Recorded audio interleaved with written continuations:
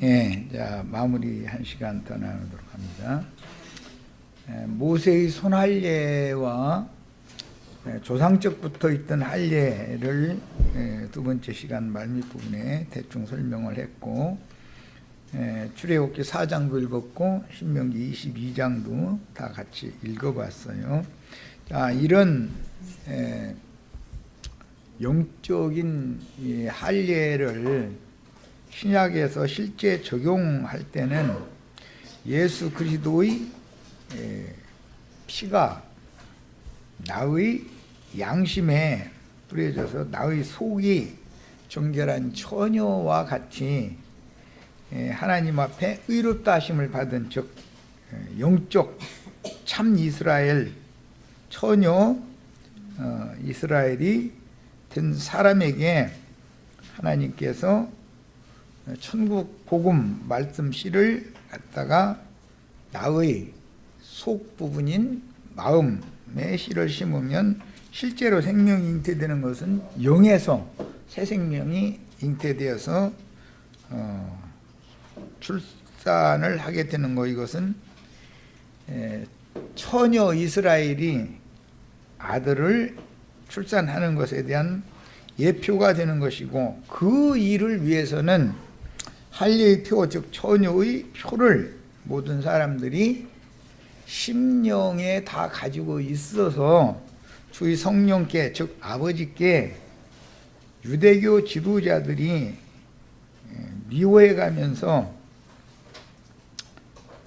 하늘이 정하지 않은 이혼을 하고자 해서 형제 자매님들의 지난 날들의 모든 허물이나 죄과 흠결들에 대해서 함부로 비방할 때 주의 성령께서 형제 자매님들이 할례를 받았다고 하는 표를 마음에 행하고 귀에 행하는 할례의 표시를 악한 원수 마귀 앞에서 딱 제시를 해가면서 변호를 해주는 것에 대한 상징인 거예요.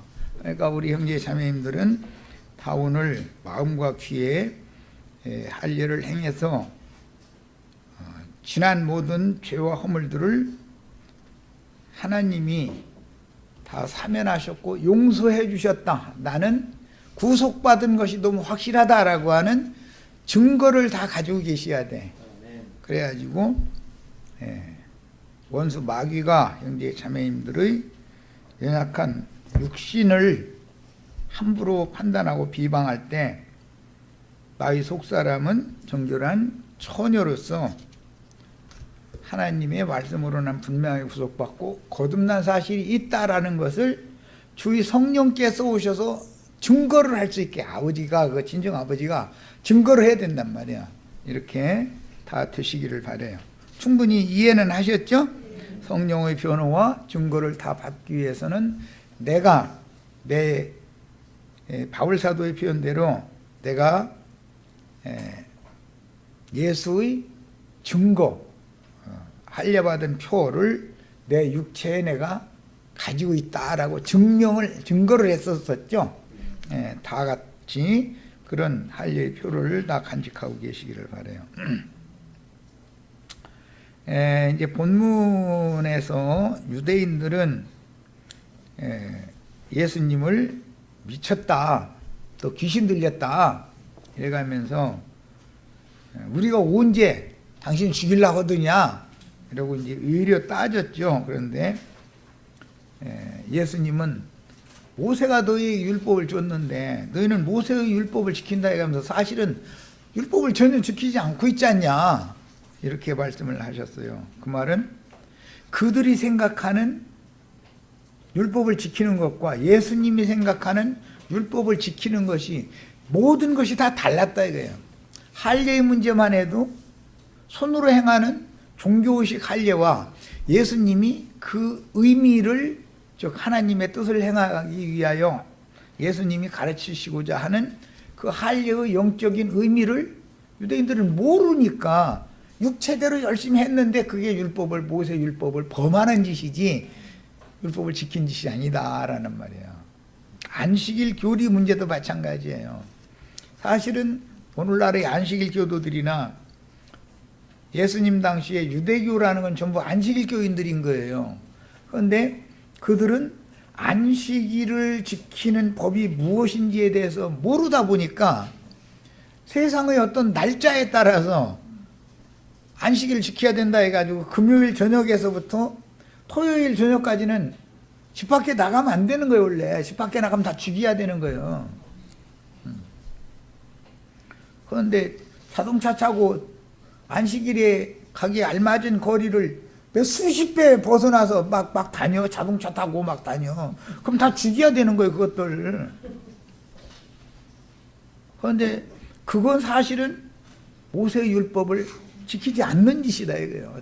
그런데 본인들은 잘 지키는 거예요. 또 이게 왜 그런 차이가 난다? 하나님의 말씀을 의문, 문자대로 해석을 해서 생활에 그걸 적용을 자꾸 하다 보니까 하나님의 선하신 뜻을 행하는 것을 대적하게 마련이라는 거예요. 이런 이치를 꼭 이해를 잘 하셔야 되겠어요. 오늘날 기독교계가 자신들이 말씀대로 행한다고 그러지만 기독교는 말씀을 한마디도 한 말씀도 말씀대로 행하는 것이 없어요. 오히려 하나님의 의를 사람의 의로 힘써 대적하는 짓만 하는 거예요.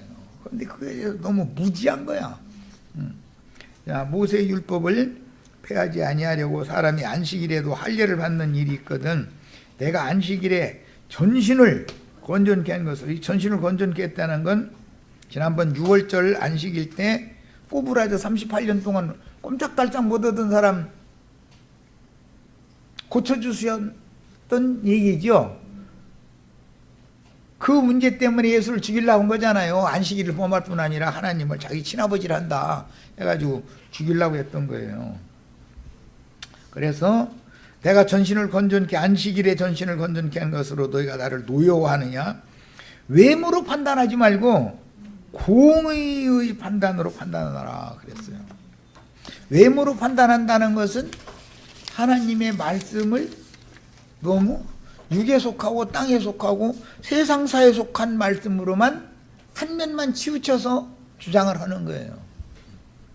그러다 보니까 성경의 안안팎으로 기록한 말씀에 대해서 무지하다 이게 가르침을 일방적으로 그런 문자대로만 해석해야 된다고 가르침을 계속 받다 보니까 이스라엘 백성들이 유대교의 랍비들한테 가르침을 오래 받으면 받을수록 점점 더 죽음의 구덩이에, 멸망의 구덩이에 점점 더 들어가게 되더라는 거예요.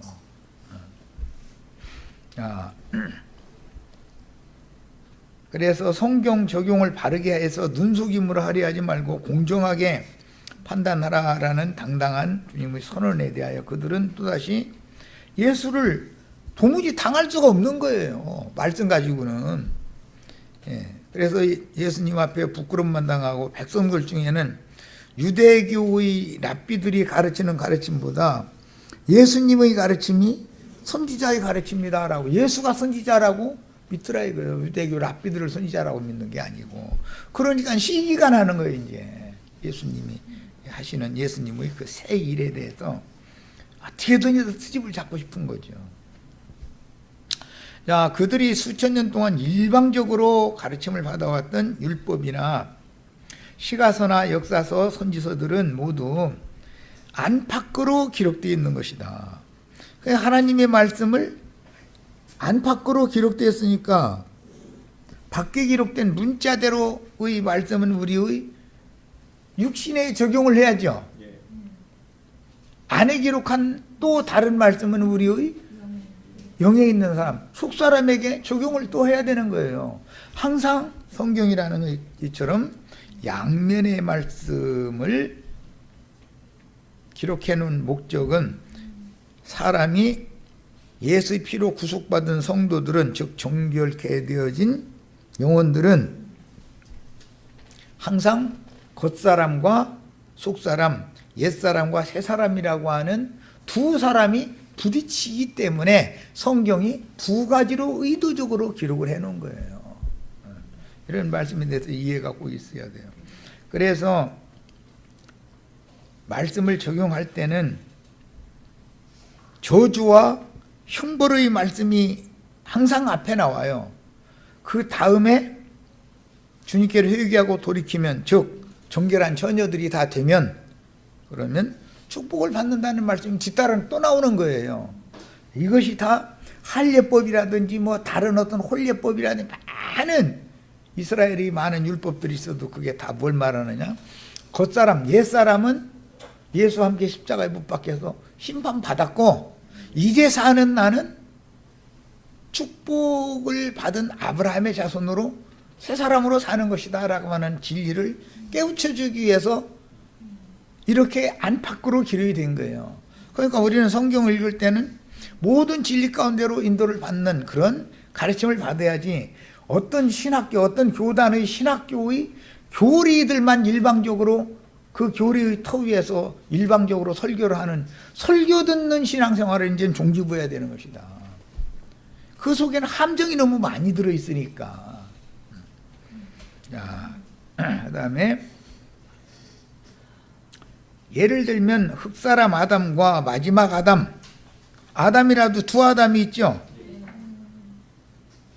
가인과 아벨, 뭐 아브라함과 사레가 있으면 아브라함과 사라가 있고, 이스마엘과 이삭이 나오면 또 에서와 야곱이 나오면 육적 이스라엘과 참 이스라엘이라는 말이 대칭된 용어가 또 나오게 돼 있다 이거예요. 사울왕이 나오면 사울왕은 폐위당했죠. 다윗왕이 나오게 돼 있어요.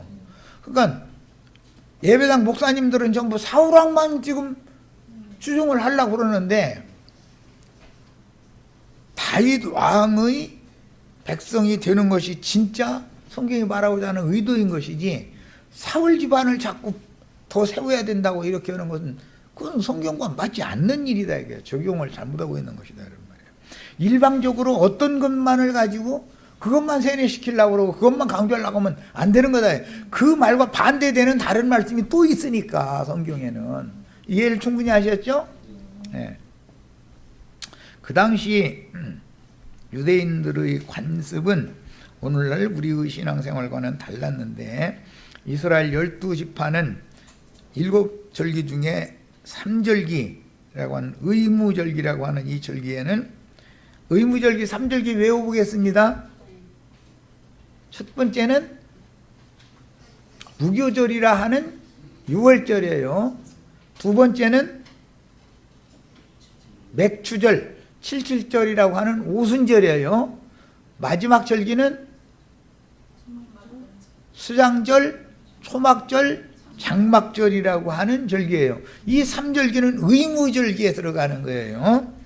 자, 그 3대 절기에는 부모 중 한 사람이 히브리인이라면 당연히 히브리인들의 전통과 규례를 따라야 했으므로 반드시 예루살렘 성전에 모여서 7일 동안 잔치를 하는 동안에 솔로몬 행각이나 성전의 다른 곳에서 랍비들이 모인 무리에게 성경을 강론을 했어요. 그게 유대인들의 절기법이에요. 우리가 지금 예수 그리스도께서 이루신 절기를 지키러 교회 모임에 오면 말씀을 가르침 받는 거잖아요. 여기 와서 이게 절기를 지키면 우리가 이렇게 지키고 있는 거예요. 실제로는 이루어진 절기단 말이에요. 이것이 지금 예수는 유대교 공회가 인정하는 랍비 학교 출신이 아니었지만, 구름대와 같이 많은 무리를 몰고 다니는 예수는 솔로몬 행각에 모인 무리에게 성경을 가르쳤고, 예수의 가르침을 신뢰하며 자신들의 전통적인 가르침을 맹신해 주지 않는 군중들이 유대교 랍비들인 율법사와 랍비들에게는 못마땅했다 이거예요. 원래 자기 손님인데 예수한테 다 뺏기는 거예요. 유대교 랍비가 옛날처럼 강론을 하려고 하면은 구름대한테 모여야 되는데, 유대교 랍비가 강대상에 있으면 오지를 않아. 그러고는 이 사람들이 왜 이렇게 안 오지 싶어서 봤더니, 예수가 성전에 들어와서 말씀 강론한다고 그러니까 거기로 다 몰려가 버린 거예요. 그러면 이 사람들이 기분이 좋아요, 성질나요?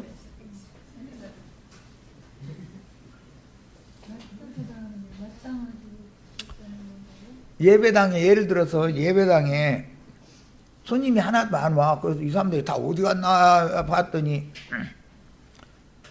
하나님이 보내신 종 선지자로 왔던 그 선지자로 오셨던 예수님이 지금 이 초막절 절기 때는 헌금궤 앞에서 지금 강론을 하는 거예요. 왜냐하면 솔로몬 행각에는 유대교 랍비들이 다 이미 차지하고 강대상 차지하고 설교를 하고 있으니까 예수님은 헌금송 앞에서 딱 이제 설교를 한 거예요. 그게 이제 7장 내용인데, 그러니까 솔로몬 행각으로 안 와. 유대교 랍비들이 설교를 옛날에 하면은 잘 거기에 다 백절같이 모이더니, 아, 예수님이 저쪽 헌금통 앞에서 예수님이 말씀 전한다 하니까 다 걸로 몰려가지고 저희한테 안 오는 거예요. 그러니까 이대로 놔뒀다가는 이거 자기네 밥줄 끊어지게 생긴 거 아니에요, 지금. 상황이 이렇단 말이에요. 유대교는 유대교 공의회가 인정하는 랍비 학교 출신이 예수님은 랍비 학교 출신이 아니었지만 구름대와 같은 무리를 몰고 다니는 예수는 솔로몬 행각의 무리에게 지난번 6월절 때는 솔로몬 행각에 모인 무리에게 말씀 전했었죠. 그런데 이번 이 초막절 절기 때는 연복교 앞에서 전하신 거예요. 위치가 달라요. 그 사람들 손님 다 뺏어가는 거예요. 그러니까 유대인들은 다른 것은 몰라도 자기네들 밥줄 끊어놓는 이거, 자기네들이 교권에 지금 위태로운 상황이 왔잖아요. 예수 때문에. 오늘날 기독교계에서 로마 교황청이나 각지 성당, 예배당의 강단을 높게 만들어 놓고 거기에 신부나 목사, 장로 직분을 그들만의 종교 체제로부터 인정받은 사람들이나 올라가서 성경을 강론할 수 있고, 소위 평신도가 강대상에 올라가서 가르치는 것은 절대로 용납이 안 되죠. 그들의 세계에서는. 그들의 종교법에 소위 안수권, 축도권, 설교권이라고 하는 3권이라고 하는 교권이라고 그러죠. 교권. 이것이 정해져 있었기 때문에 거기에는 율법 제도에 따라서 신학교에서 선배 랍비에게 그 동단, 그 교파의 교리를 조직신학 교리로 학습받고 나서 신학을 이수했다라는 명분으로 율법적인 안수를 받은 자가 아니면 설교 강단에 아무나 올라가서 강론을 하도록 놔두지를 않는다는 거예요. 그런데 이스라엘은 대대로 누구든지 깨달은 말씀이 있으면 말씀을 전할 수가 있는 거예요. 회당에 들어가서든 성전에 들어가서든. 유대인들은 오늘날 기독교 생활과는 다르게 했던 것이죠. 그러니까 그런 윤리에 따라서 예수님은 성전에서 백성들을 가르쳤어요. 그랬는데 예수님이 그렇게 가르친 것은 꼭 레위 지파 제사장이어서가 아니라, 예수님은 유다 지파지요. 아론 반차의 제사 직분에 의해서 하는 것이 아니라 멜기세덱 반차에 따른 대사제로서 이런 직분을 이제 행하셨는데, 이것이 그들에게는 걸리는 거예요, 자꾸. 원래 유대인의 율법에는 아론 반차에 들어간 사람들만 하나님을 섬기는 권이 있는 것이 아니고, 또 별도로 정해놓은 율법이 있었어요.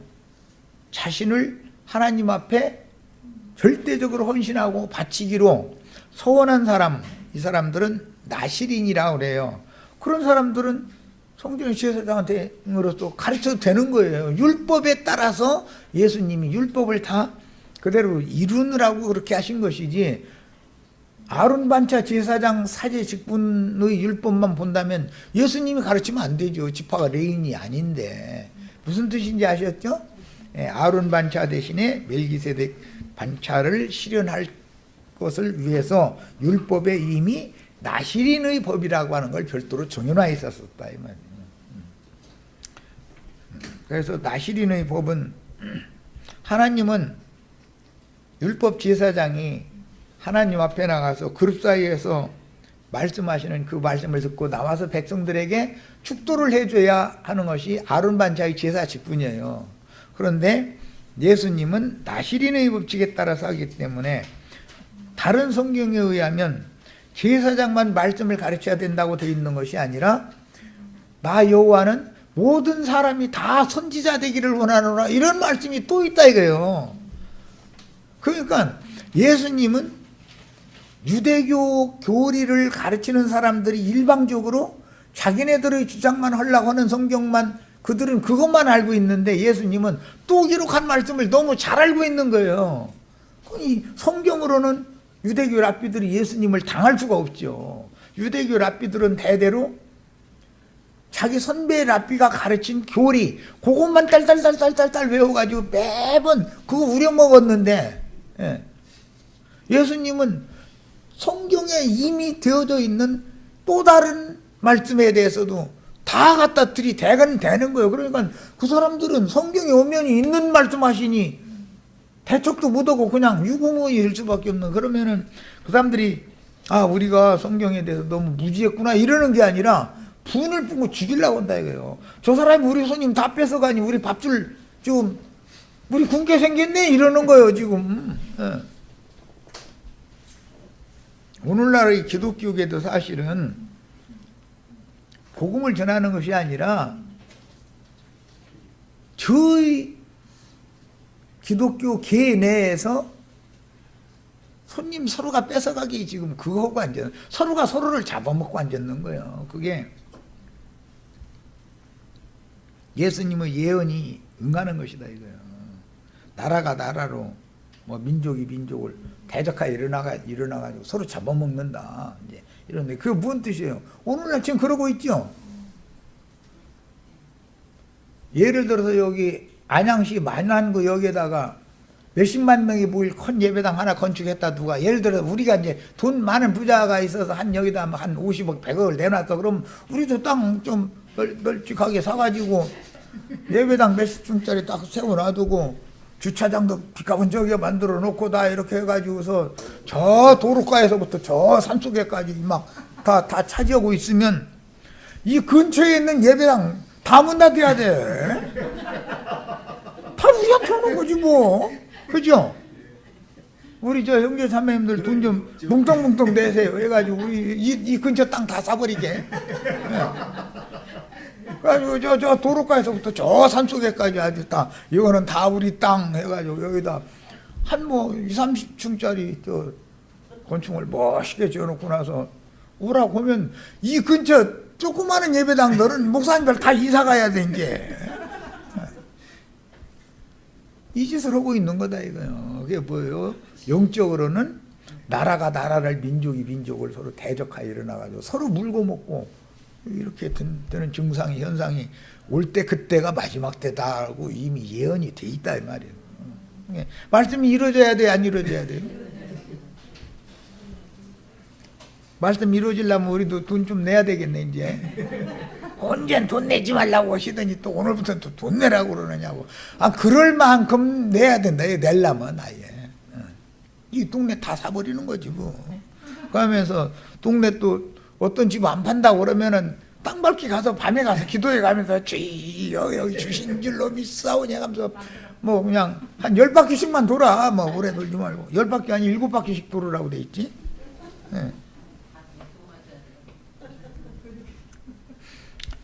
15절로 갑니다. 유대인들이 놀랍게 여겨 이르되 이 사람은 배우지 아니하였거늘 어떻게 글을 아느냐. 배우지 아니하였거늘이라는 거 아까 이미 설명했어요. 히브리어나 아람어를 모르는 문맹인이다라는 말이에요. 글자를 읽을 줄 모른다 그 말이 아니고 유대교 랍비 학교에 가서 조직신학 교리를 가르침받은 적이 없다 그 말인 거예요.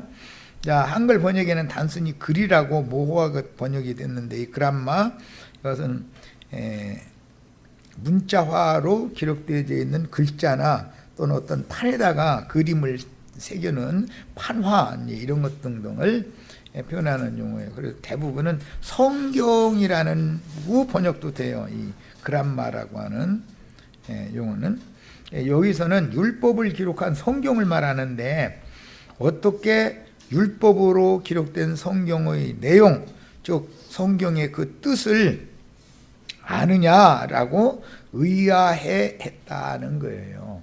예수님은 그러니까 유대인들의 관념에는 신학교에 가서 신학 공부를 하면은 성경을 알 것 같다고 생각을 그렇게 하고 있다는 거죠. 그런데 사실은 신학교에 가서 신학 공부를 하면 성경은 점점 더 못 깨닫게 되는 거예요. 우리 한자매님 뭐 신학했다고 그제 그러대. 근데 신학하니까 성경 알아져요? 성경을 더 몰라요? 알라고 봤는데 몰라.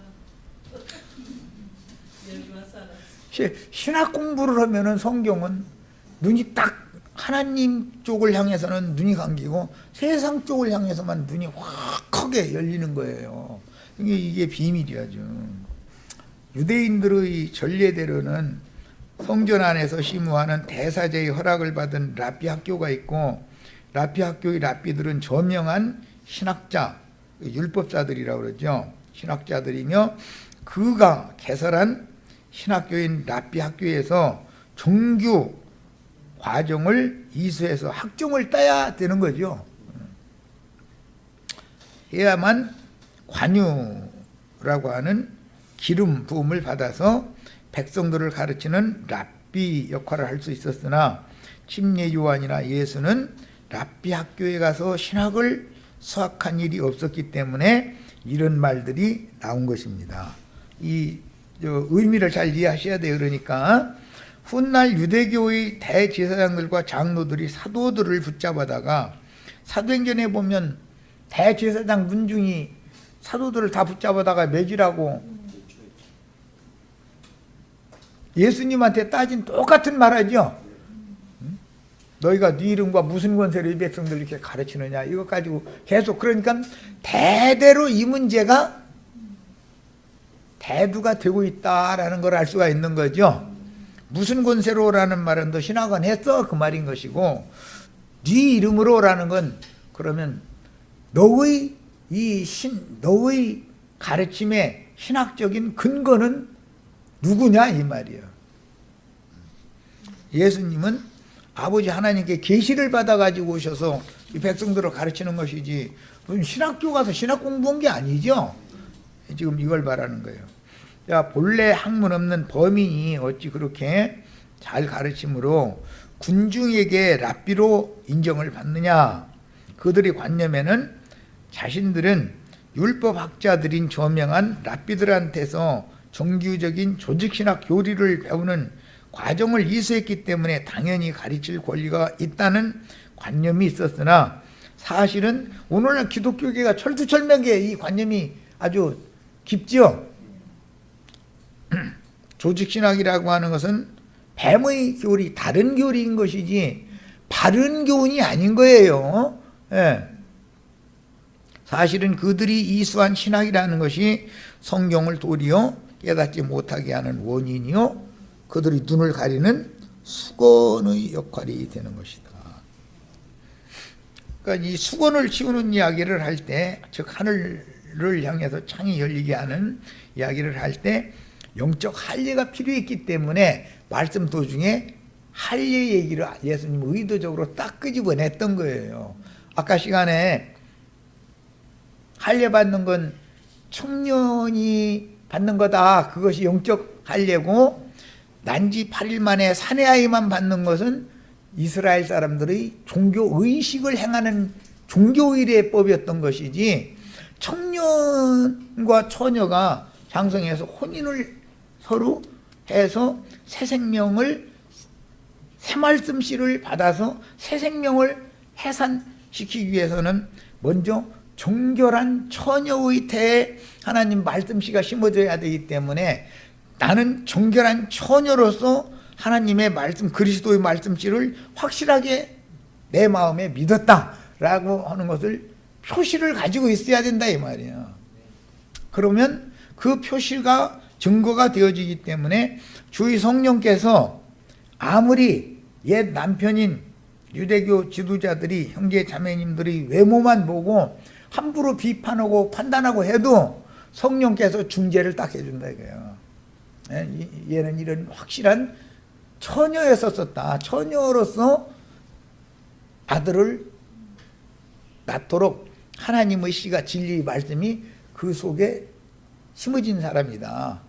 그러니까 딴소리 하지 말아라. 이렇게 성령께서 중보, 아버지의 중보가 딱 친정 아버지가 앉아 하는 걸 상징이 됐는데 이렇게 해줘야 된다고요. 형제 자매님들이 스스로 나는 구원 얻었다고 백날 떠들어도 예배당 목사가 당신은 구원 못 받았어 그러면 예배당 내에서는 구원 못 받은 거잖아요. 그러나 사람이 판단을 하는 것은 공의로운 판단이 아니죠. 하나님이 증거를 해줘야 된다. 이거 하나님이. 그런데 하나님도 무턱대고 변호해주고 무턱대고 증거할 수는 없잖아요. 여기 봐라 이거 여기 이게 자리옷이라고 그랬는데 처녀의 표가 여기 있다. 이놈아 너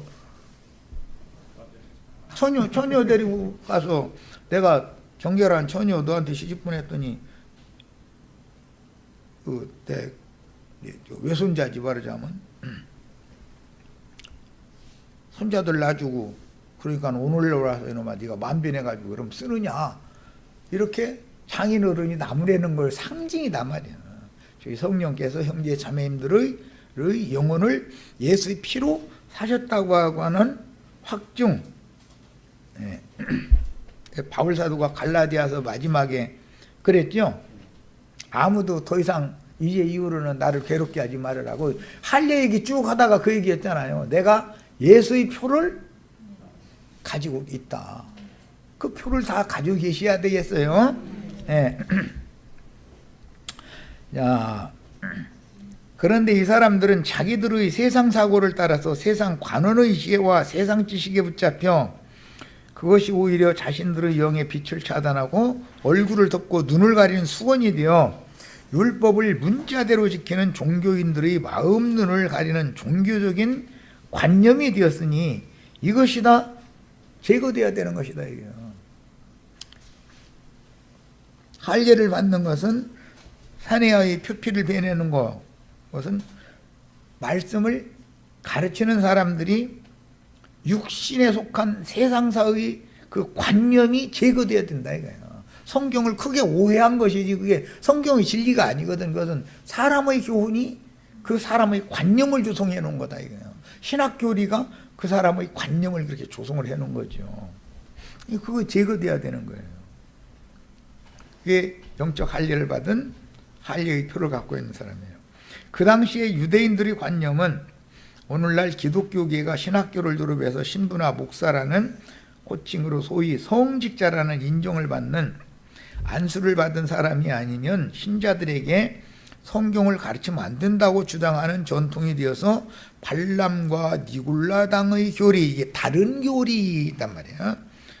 하나님의 말씀을 사람의 교훈으로 가르치게 만드는 원인은 음녀 이세벨의 교리, 발람의 교리, 니골라당의 교리로 압축이 되는 거예요. 유대인들은 선지학교를 졸업해서 총회장이나 노회장의 명의로 안수를 받고 자신들만의 교단 신학을 이수했다는 증명서를 받지 않으면 성경을 알 수 없고 가르칠 수 없다는 관념이 아주 투철하다. 오늘날 세상 교계에 가도 이 관념은 깰 방법이 없어. 그 입으로는 또 하나님은 모든 사람들은 다 하나님을 섬기는 제사장으로서의 권위 다 있다. 또 이래. 베드로전서 2장 보자고 그래가면서 아니 그러면 저희만 제사장 복음을 전하는 제사장으로들 저희만 하라고 주장하는 말은 언제고 성경에 모든 사람이 하나님을 섬기는 제사장 직분을 행할 수 있다라고 하는 그 말씀을 하는 것은 또 뭐냐 이거요. 그만큼 사람들이 혼동하고 있다.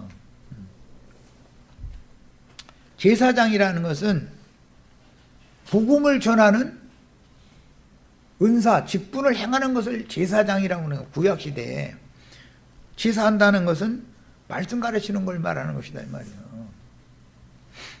제사장이 피 뿌리고 뭐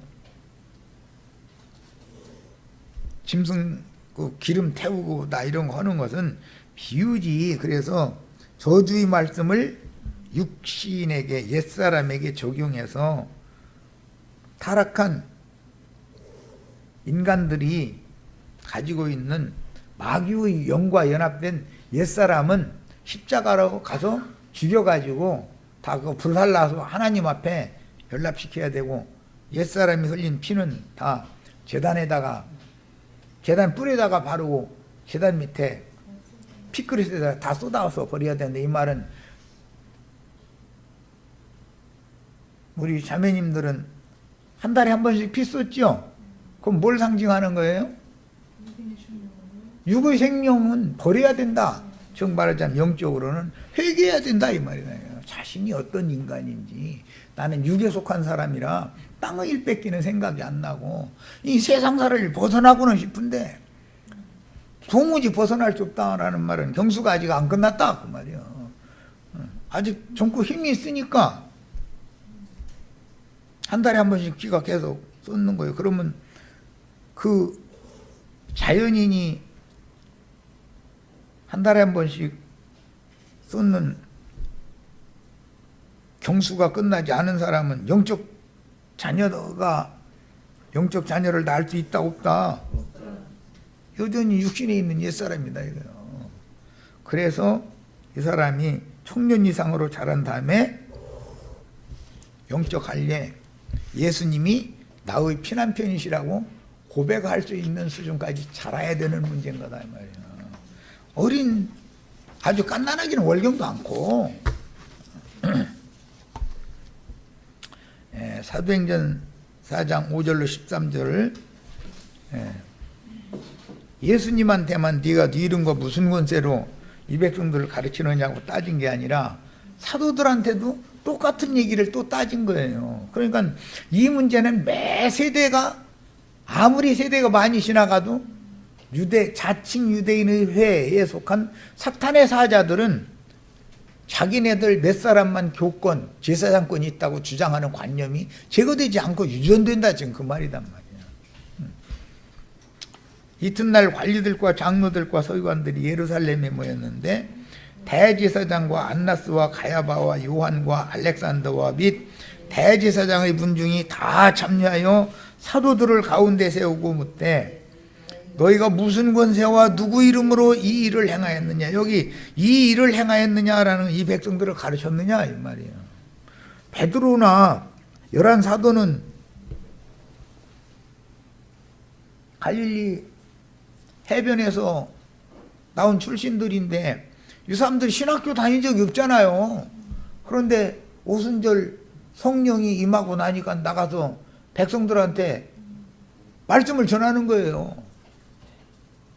그러니까 너희가 무슨 권세와 누구 이름으로 이 일을 행하느냐라고 또 따지는 거예요. 사도행전 4장 13절을 봅니다. 그들이 베드로와 요한이 담대하게 말함을 보고 그들을 본래 학문 없는 범인으로 알았다가 예수님을 이렇게 알았었죠. 요한복음 7장에 보면 저는 본래 그를 알지 못하는 자다 이랬잖아요. 사도들도 똑같이 취급한다 이거예요. 그런데 이게 담대하게 말씀을 전하니까 이상히 여기고 또 전에 예수 함께 있던 자들인 것도 아니 이 사람들은 함부로 허지를 못하겠더라는 거예요.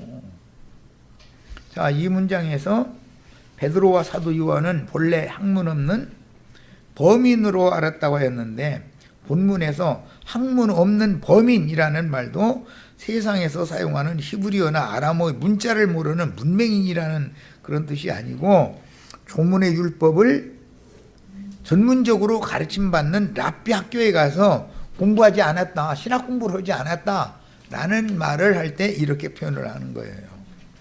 자, 이제 요한복음 7장 16절로 18절로 갑니다. 예수께서 대답하여 이르시되 내 교훈은, 이 교훈은 디노미, 이거는 교리, 교리. 내 것이 아니요 나를 보내신 이의 것이다. 그러니까 예수는 입만 빌려 드린 거죠.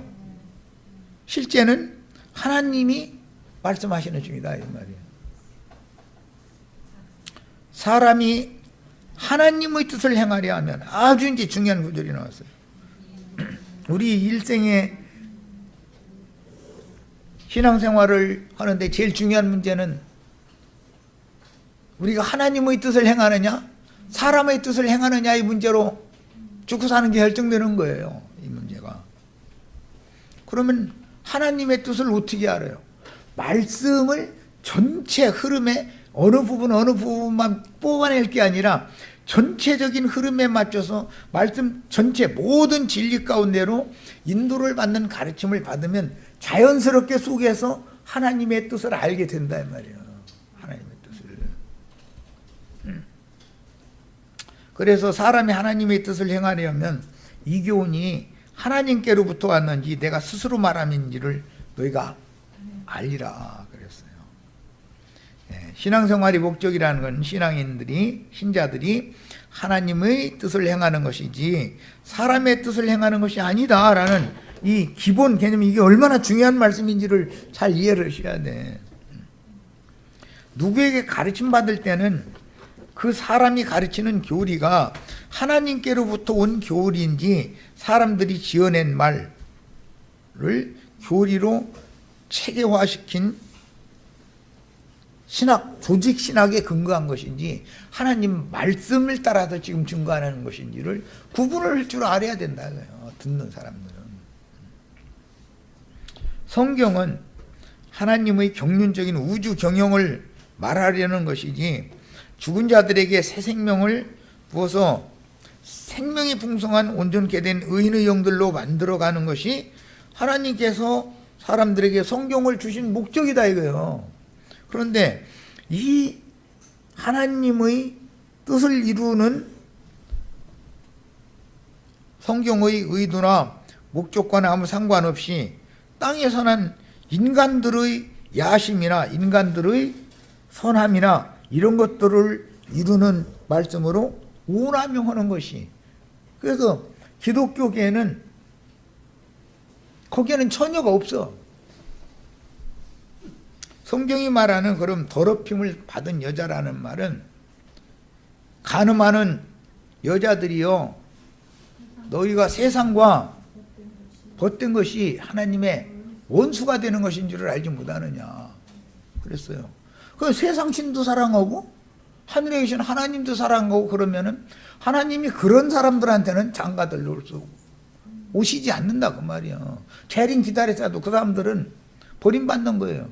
와가지고 처녀표 내놔봐 그럼 뭐 이렇게 하면은 뭐 처녀표를 내놓을 처녀가 아닌데 처녀표를 내놓을 게 뭐가 있어야지. 이미 세상 마귀들한테 다 더럽힘을 당해놓고 나서는 나는 너같이 더러운 태에다가는 내 생명의 씨를, 거룩한 씨를 심을 수 없어. 그러면 나 이제 정결한 처녀나 데리고 갈 거야. 이것이 성경에 감춘 비밀이다라는 거예요. 스스로 말하는 자는 자기 영광만 구하되, 표가 나죠. 설교 소리 들어보면 보내신 이의 영광을 구하는 사람은 참되니 그 속에 불의가 없다. 그러니까 자기 자랑 일 삼고 무슨 설교를 하시고 여기서 조금 저기서 조금 뭘 뽑아내 가지고서는 지 편견대로 그거 왜 그렇게 하는 거예요? 자기 유리한 쪽으로 아전인수식인 해석을 하려면 그렇게 해야 된다. 여기서 조금 저기서 조금 뽑아야 자기가 유리한 구절만 뽑아내서 설교를 해야 된다 이거예요. 성경 전체적인 것의 흐름을 다 말하면은 반대되는 말씀을 해놓은 것이 있기 때문에 그것도 또 설명을 해야 되는데 그럴 만한 실력이 되지도 않을 뿐 아니라 그러다가는 지가 지금까지 세뇌시킨 것이 다 뽀록나 버리잖아. 그죠? 아론 반차에 따른 제사장 직분을 행하는 자들이 세상 일은 하지 말고 제단에서 나는 것을 먹어야 된다는 말씀이 있지 없는 게 아니에요. 그것만 있는 것이 아니라 또 기록된 말씀이 있어. 제사장들을 위해서는 거처에서 살면서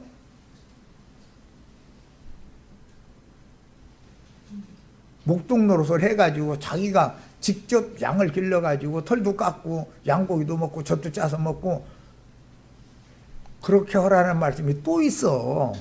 그러면 성전에서 들어가서 제사를 해서 제단에 써나는 것을 먹으라는 말씀만 행하면 되겠냐 이 말이요. 그러면 양 두 가지 말씀을 다 조화롭게 적용을 하려면 어떻게 해야 되겠어요? 그래서 반열에 따라서 24반차에 따라서 차서가 자기 당직 제사장 숙직 들어간다 그러지. 직장 생활할 때 그 기간 1년에 일주일만 제단에서 나는 걸 먹는 거고 나머지는 자기 손으로 일을 해서 살아야 되는 거다라고 양면을 다 가르쳐야죠. 그런데 뒷면에 나오는 얘기는 안 해버려. 그러면은 저는 일은 하기 싫고 신자들이 내는 헌금은 받고 싶고 그 뒤에 나오는 말씀 만약에 다 가르쳐 버렸다가는 아니 일주일 넘었잖아 이제 그만 받아먹어. 그럼 어떻게 해 이놈의 거? 이렇게 교활하고 간교한 자들인 거다. 그들이 예를 또 하나만 듣겠습니다. 성경에는 목사라는 단어가 없어요. 아예 신부라는 단어도 없는 거고 성경에는 목사라는 단어가 없으면 없다고 정직하게 가르쳐야죠. 그런데 목사로 안수를 받아가지고 그것이 교권을 갖는 어떤 표가 됐다고 세뇌를 시키다 보니까 짐승표 받았다는 말인데 그게 목사로 안수받았다라는 말은 너는 짐승의 사자다 마귀의 사자다라고 표시를 받았다 그 말인 건데 이것을 바르게 가르치면 저 목사 그만해야 되잖아. 그죠? 그러니까 어떻게 하면 돼요? 에베소서 4장 10절 봐. 이래요. 거기 한번 이제 찾아보고 마치겠습니다. 에베소서에 목사라는 말이 있어요 없어요 성경에?